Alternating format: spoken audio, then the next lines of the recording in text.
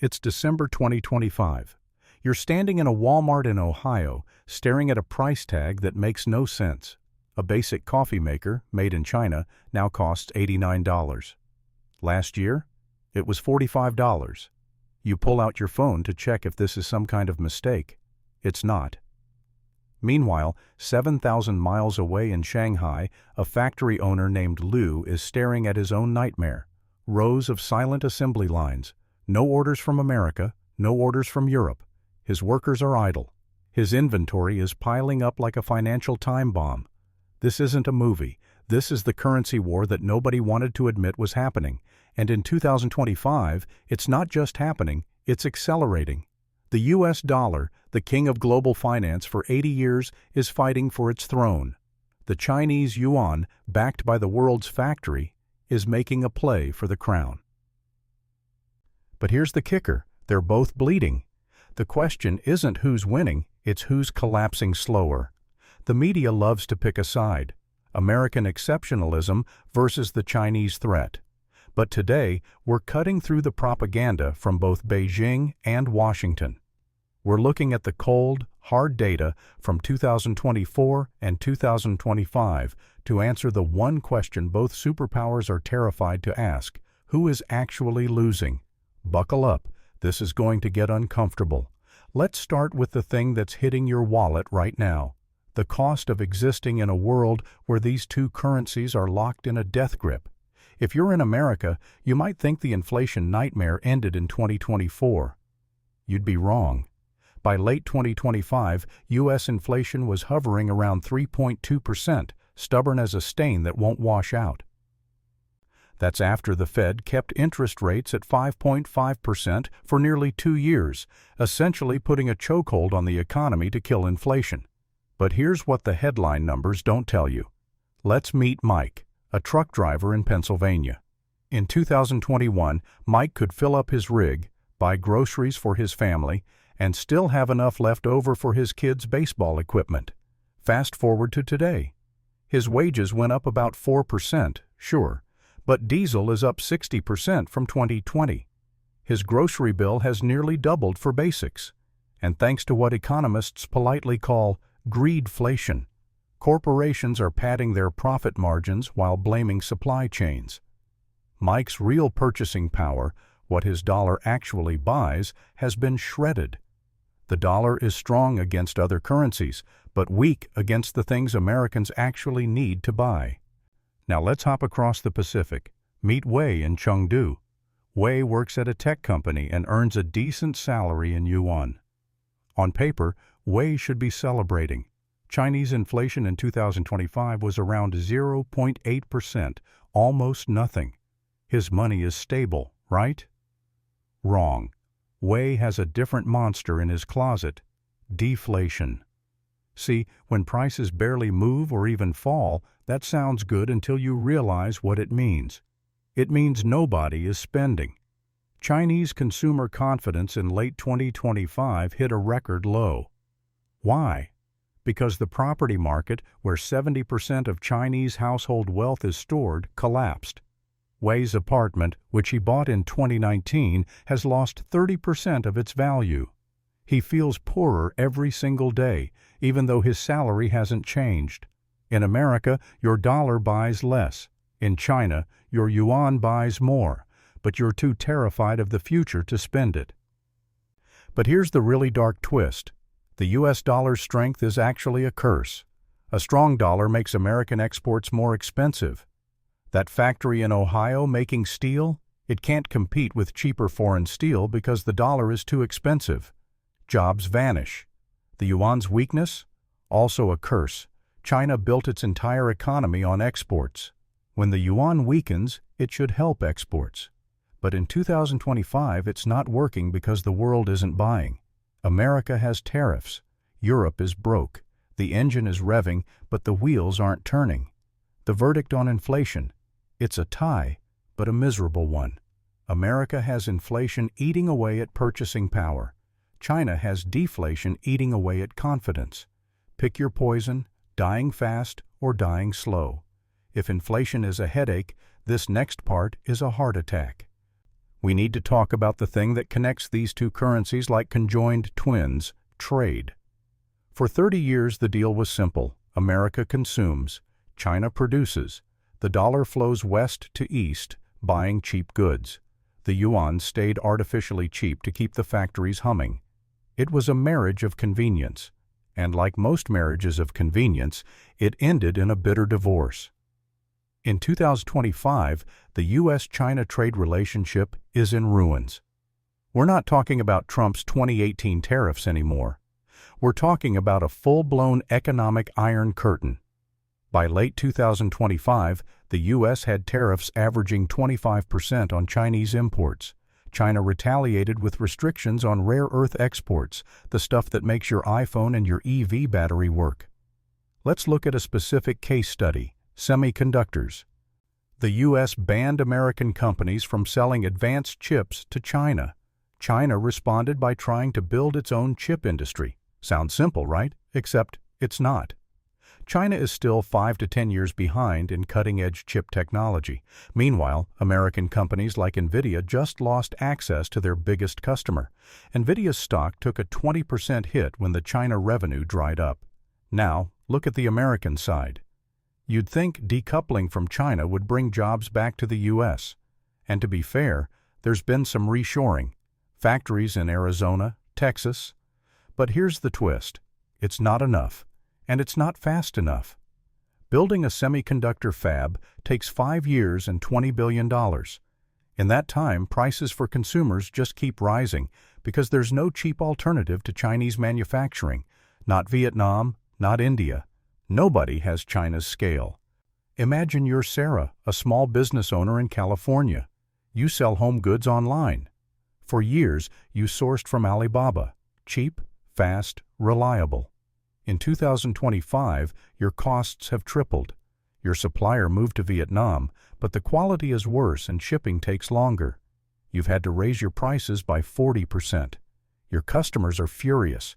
Your margins are razor thin. You're one bad quarter away from closing. Meanwhile, let's go back to Liu in Shanghai. His factory used to run 3 shifts. Now it runs 1. He used to employ 500 people. Now it's 200. The Chinese government is offering subsidies to keep factories like his alive, but it's a Band-Aid on a bullet wound. His biggest problem isn't just American tariffs. It's that the entire world is moving away from Chinese dependence. The verdict on trade. The U.S. is doing worse right now. American consumers are paying the price of decoupling in real time. Chinese pain is deferred, hidden by government subsidies and propaganda. But it's coming. The yuan's entire purpose, to facilitate export-driven growth, is breaking down. The dollar is expensive, but at least it still works. The yuan is cheap, but nobody wants it. If you think trade is scary, wait until we talk about the mountain of IOUs both countries are sitting on. This is where the fight gets existential. Let's start with the U.S.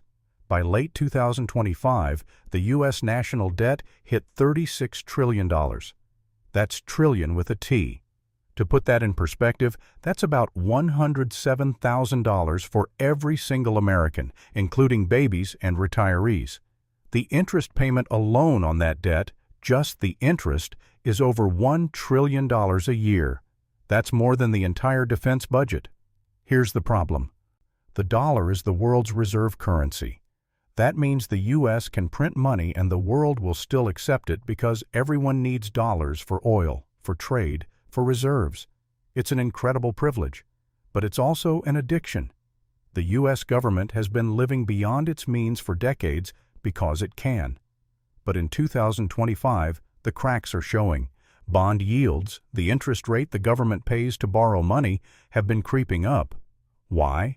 Because even America's creditors are getting nervous.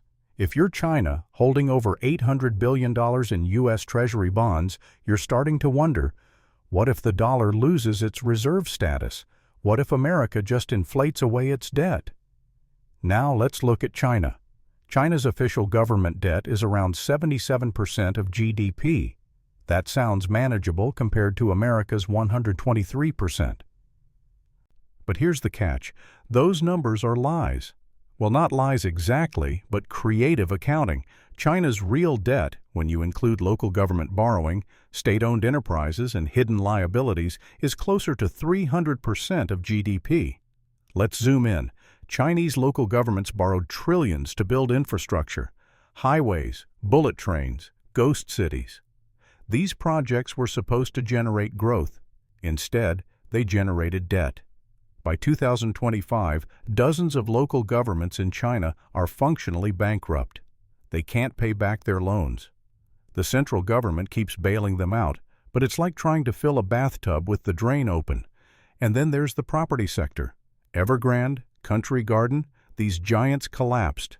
They owe a combined $1 trillion. The Chinese government stepped in to prevent total chaos, but the damage is done. Millions of Chinese citizens paid for apartments that will never be built. Their life savings, gone. Here's the nightmare scenario. In the U.S., if the debt gets out of control, the government can inflate it away by printing money. The dollar loses value, but the debt becomes easier to pay. It's painful, but survivable. In China, the government can't easily print its way out because the yuan isn't a global reserve currency. If China prints too much, the yuan crashes, capital flees, and the whole system collapses. The verdict on debt: China is doing worse, much worse. The U.S. has a get-out-of-jail card called reserve currency status. China is locked in a cell with the walls closing in. American debt is a problem. Chinese debt is an existential crisis. Now let's zoom out. Forget the debt for a second. Let's talk about who is actually going to pay off this debt in 30 years. This is where both countries pull out their grimmest cards. By late 2025, China's population crisis went from concerning to catastrophic. China's fertility rate is 1.09. That's one of the lowest in the world. To keep a population stable, you need 2.1. China is at half that. In 2025, China's population shrank by over 2 million people. It's the demographic equivalent of losing the entire city of Houston every single year. Why does this matter? Because China's economy was built on cheap, endless labor. Factories need workers. Construction needs workers. The government needs young taxpayers to support the elderly. But the workers aren't coming. China's working-age population peaked in 2015 and has been shrinking ever since. Let's meet Chen, a 65-year-old retiree in Beijing. Chen worked his whole life in a factory. He was part of the generation that built modern China. Now he's retired and he's terrified. Why? Because China's pension system is a Ponzi scheme. It was designed when there were 8 workers for every retiree. Now it's 2 workers per retiree. By 2040, it'll be 1-to-1. The math doesn't work. Chen's pension is being cut in real terms every year. Now look at the U.S. America has its own demographic problem, but it has a secret weapon: immigration. The U.S. fertility rate is 1.66, low but not catastrophic. And unlike China, the U.S. is still a magnet for talent and labor. In 2025, over 2 million people immigrated to the U.S., legally and illegally. That's a problem politically, sure. The debates are ugly. But economically, it's a pulse. Immigrants work, consume, pay taxes, and start businesses. California's economy would collapse without immigrant labor. Who picks the crops? Who works in kitchens? Who drives the Ubers? Immigrants. Meanwhile, China is so ethnically homogeneous and so restrictive on immigration that it's basically closed. You can't just move to China and get a job. The system doesn't allow it. Here's the dark comparison. In the U.S., Social Security is under pressure, but it's survivable. There will be cuts, means testing, maybe the retirement age goes to 70. It's painful, but manageable. In China, the entire system is on the verge of implosion. There's no fix. You can't import 500 million young workers. You can't force people to have babies. The Chinese government tried for decades to control births with the one-child policy. Now they're begging people to have more kids, and nobody is listening. The verdict on demographics: China is doing much worse. America has growing pains, overcrowding, political fights over immigration. China has dying pains, an aging society that can't support itself and no plan to fix it. The U.S. has 30 years to figure it out. China has 10. Okay, let's talk about the big one. The thing that keeps U.S. Treasury officials up at night and makes Chinese Communist Party leaders dream: reserve currency status. For 80 years, the dollar has been king. If you're a country buying oil from Saudi Arabia, you pay in dollars. If you're a central bank storing wealth, you hold dollars. Roughly 60% of global foreign exchange reserves are in U.S. dollars. This gives America an absurd superpower. It can print money and export inflation to the rest of the world. But in 2025, that dominance is being challenged. Not by the Yuan directly, not yet, but by the idea that the dollar might not be forever. China has been pushing the yuan for international trade for over a decade. They created the CIPS system, an alternative to SWIFT. They've signed currency swap agreements with dozens of countries. They've launched the digital yuan. By 2025, about 3% of global transactions are settled in yuan. That's up from 1% a decade ago. But here's the problem for China. Nobody trusts the yuan. Why? Because China's financial system is opaque. The Communist Party controls everything. If you're a foreign investor and you put money into yuan, you have no idea if the Chinese government will let you take it out. Capital controls are strict. The yuan is not freely convertible. You can't just buy yuan, invest in Chinese stocks, and cash out whenever you want. The government decides. Compare that to the dollar. The U.S. financial system is transparent, liquid, and backed by the rule of law. You might not like U.S. foreign policy, but if you invest in U.S. Treasury bonds, you know you'll get paid. That trust is worth trillions. But here's where it gets spicy. In 2025, the BRICS nations, Brazil, Russia, India, China, South Africa, announced they're accelerating plans for a common currency or trade settlement system to bypass the dollar. Is it happening tomorrow? No. But the fact that major economies are even discussing it is a warning shot. Let's meet Raj in Mumbai. Raj runs an import-export business. For years, he bought goods from China and paid in dollars. It was annoying because he had to convert rupees to dollars, pay fees, deal with exchange rate risk. In 2025, he started settling some trades directly in yuan and rupees. It's faster, cheaper. The dollar is being cut out. Now, let's be clear. The yuan is not replacing the dollar. Not in our lifetime. But the dollar's dominance is eroding. Even a slow decline is terrifying for the U.S. because so much of American power comes from that reserve currency status. The verdict on reserve currency. The U.S. is still winning, but the gap is narrowing. The dollar is like a heavyweight champion in the 12th round. Still standing, still dominant, but visibly tired. The yuan is the challenger who's landing jabs. Not enough to win yet, but enough to make you wonder. Let's get out of the theoretical and into the real. What's actually happening on the ground in 2025? In the U.S., the job market is weird. Unemployment is around 4.2%, technically low. But the quality of jobs is declining. Gig economy, part-time, contract work.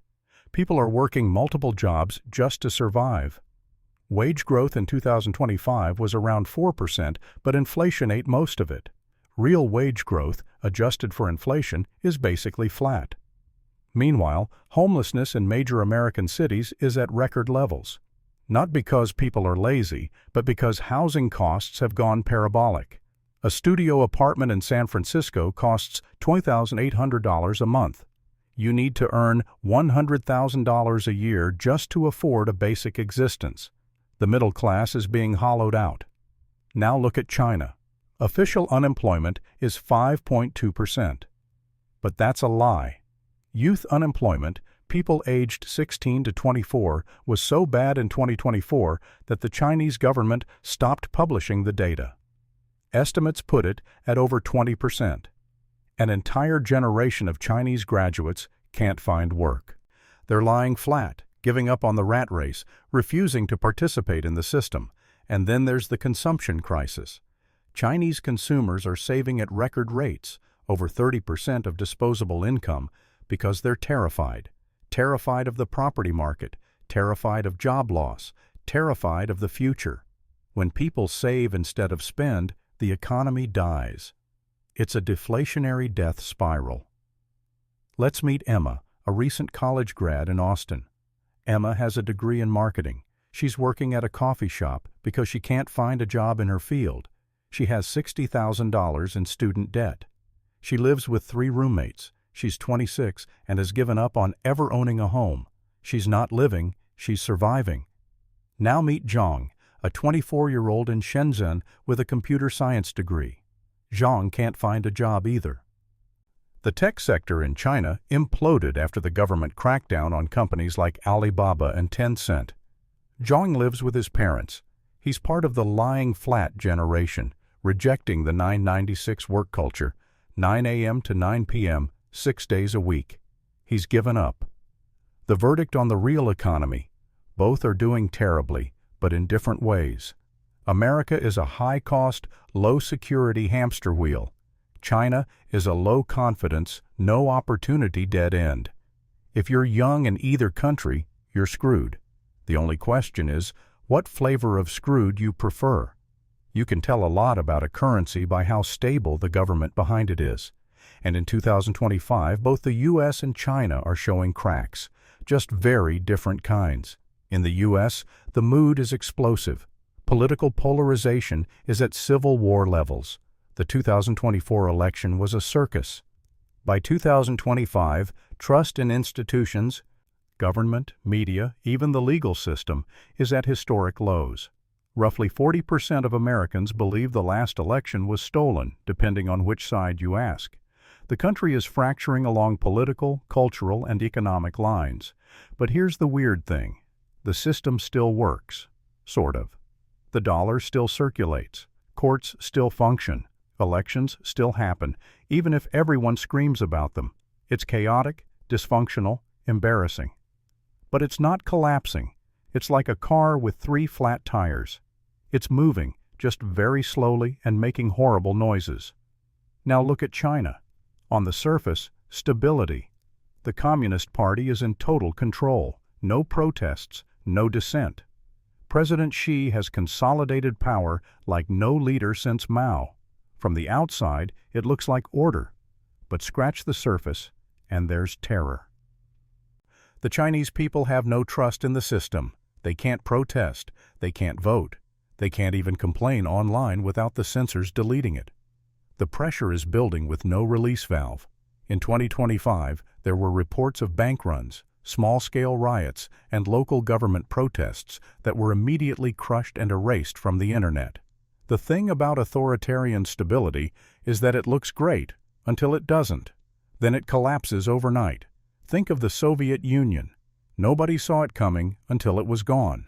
The verdict on stability: the U.S. is chaotic but resilient. China is controlled but brittle. The dollar thrives on messy, open systems. The yuan depends on the illusion of control. When that illusion cracks, the yuan goes with it. This is the part where we stop comparing the two fighters and look at who's running for the exits. In 2025, the wealthiest Americans are doing something quietly terrifying. They're diversifying out of dollars. Not because they think the dollar will collapse tomorrow, but because they're hedging. Bitcoin, gold, foreign real estate, Swiss bank accounts. The ultra-rich are building lifeboats. But here's the thing. For the average American, the dollar is still the only game in town. You can't pay rent in Bitcoin. You can't buy groceries in gold. The dollar is sticky because it's embedded in every transaction, every contract, every debt. Now look at China. Capital flight is a national emergency. The Chinese government has strict capital controls. You're not allowed to move more than $50,000 out of the country per year. Why? Because if the gates opened, trillions would flood out. Chinese billionaires are desperate to get their money out. They buy overpriced real estate in Vancouver, Sydney, and Los Angeles. They funnel money through Hong Kong, Singapore, and shell companies. In 2025, It's estimated that over $200 billion in Chinese capital fled the country through legal and illegal channels. That's money voting with its feet, saying, "I don't trust the yuan, I don't trust the system." Let's meet Li, a successful entrepreneur in Shanghai. Li made his fortune in e-commerce. By 2025, he's worth $50 million. But it's all in yuan, trapped in China. He wants to move his family to Canada, to get his kids into Western universities, to have a backup plan. But the government won't let him take his money. He's rich on paper, but trapped in a gilded cage. Compare that to Sarah, a tech executive in Silicon Valley worth $10 million. She can move her money anywhere. Buy property in Portugal, invest in London, open a bank account in Switzerland. The dollar is global. The yuan is a prison. The verdict on capital flight: China is doing much worse. When your own citizens and your own rich people are desperate to abandon your currency, that's not a sign of strength. It's a sign of panic. The dollar has problems, but nobody is trying to escape it. The yuan is a currency people are trying to flee. So here we are. We've looked at inflation, trade, debt, demographics, reserve status, stability, and capital flight. Who is the true loser of this currency war? If you value stability and trust, the US dollar is still king, but a tired king. The dollar is expensive, the debt is insane, and the political system is a dumpster fire, but it still works. The machinery of the dollar, banks, bonds, trade, is still the most trusted in the world. If you look at the structural future, China and the yuan are in deeper trouble. The yuan was built for an export-driven world that no longer exists. It's trapped by capital controls, demographic collapse, and a government that prioritizes control over growth. The yuan is not a currency the world wants. It's a currency the world tolerates. The winner of the losing game. Right now, in 2025, the US dollar is losing purchasing power and trust slowly. It's a controlled burn. The yuan is facing a structural crisis that has no clear solution. It's a house fire that's been contained to one room, but the smoke is everywhere. The dollar feels painful day to day: inflation, debt, political chaos. But it's survivable. The yuan has a bleaker long-term prognosis. Demographics don't lie. Capital flight doesn't lie. When your own people don't believe in your currency, that's not a slump.